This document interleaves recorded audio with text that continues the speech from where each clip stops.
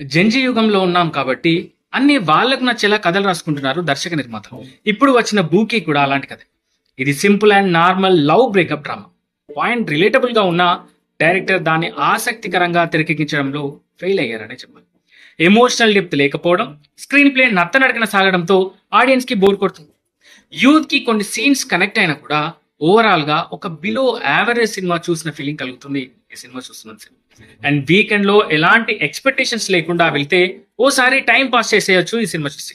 And ఈ సినిమాకు major plus points అంటే లీడ్ పెయిర్ యాక్టింగ్, వాళ్ళ మధ్య కెమిస్ట్రీ, అలాగే దర్శకుడే సినిమాటోగ్రాఫర్ కావడంతో రిచ్ ప్రొడక్షన్ వాల్యూస్ కనిపిస్తాయి. మనం Vijay Antony background score cinema mood ను కంటిన్యూ చేసింది. కాకపోతే ఫస్ట్ హాఫ్ లో విపరీతమైన సాగదీత, స్లో నరేషన్ బాగా ఇబ్బంది పెడుతుంది చూసే వాళ్ళని. అండ్ జెన్జీ ఆడియన్స్ కి కావాల్సిన ఎమోషనల్ కనెక్ట్ ఎందుకో మిస్ అయినట్టు అనిపిస్తుంది.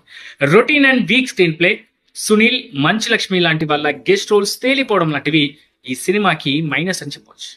కథలో మంచి పాయింట్ ఉన్న స్క్రీన్ ప్లే చాలా స్లోగా సాగడం ఈ సినిమాకు మరో పెద్ద మైనస్ అని చెప్పవచ్చు.